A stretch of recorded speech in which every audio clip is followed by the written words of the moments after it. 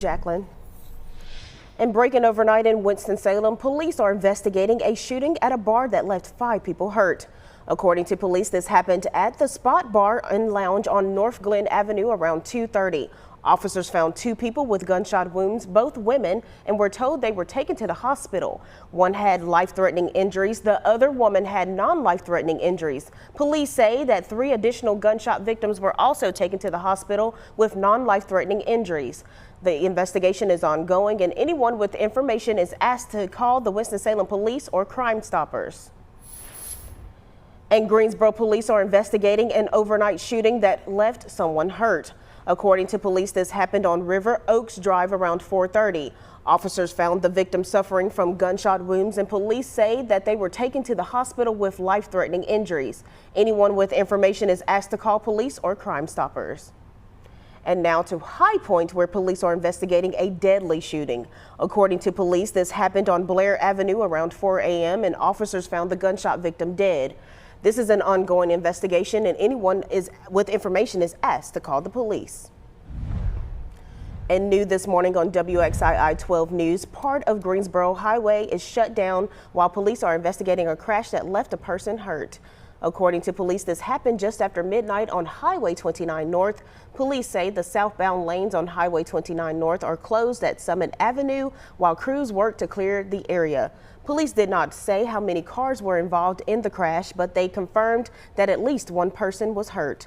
We're told that the traffic is being diverted onto Summit Avenue, and still no word on when that roadway will reopen, but we're sure to provide information and updates when we receive that.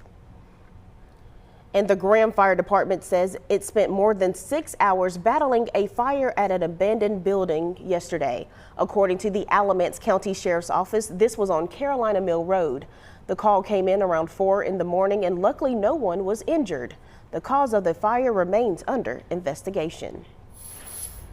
And now to Thomasville, where 8 people have been displaced after losing their home in a house fire. According to Fire Chief Jason Myers, this happened Friday night on Rosedale Drive just before 11:40. None of the 8 people were hurt, but Myers says a firefighter was injured. He says they have since recovered. The fire marshal determined that the fire was caused by an issue with the chimney, but no other details were given. And Myers wants to remind people to inspect their chimneys annually and follow heating instructions. And a family in Danville, Virginia, also are displaced after a house fire. According to the fire department, it happened yesterday morning on Princess Drive just before 3. Firefighters say that everyone who lived inside were able to get out safe. The cause of the fire remains under investigation. And it's been 8 days since the fire in Sauratown Mountain started, and since then it has burned over 833 acres. It's still 69% contained, and the Forest Service says their controlled burns on Friday were a success. According to the press release, they said that their priority yesterday was to mop up 100-foot areas from containment lines to the center of the fire where the firing operation took place. And our coverage of the Sauratown Mountain wildfire continues on WXII12.com. We have a blog where you can get all the real-time updates on the conditions from officials.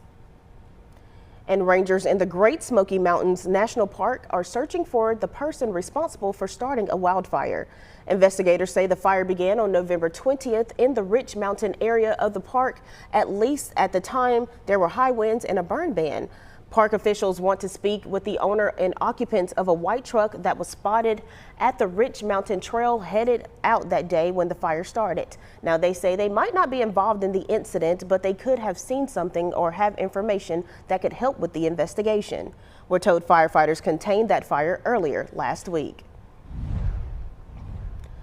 And a Salisbury woman who pled guilty to killing her adoptive daughter has been transferred from federal custody to begin serving her life sentence in a North Carolina state prison.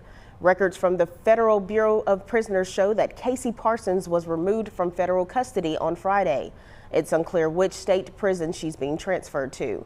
The investigation into Erica Parsons' disappearance began when her adoptive brother reported to Rowan County detectives in 2013 that he had not seen Erica alive since November 2011. Now, she was just 11 years old. Casey and her husband Sandy were convicted of federal financial fraud in 2015 for accepting benefits for Erica even when she went missing. A month after being sentenced to federal prison in 2016, Sandy admitted that Erica was killed in December of 2011 and her remains were buried near his mother's land in South Carolina. In 2018, Casey and Sandy were charged with murder days before what would have been Erica's 20th birthday.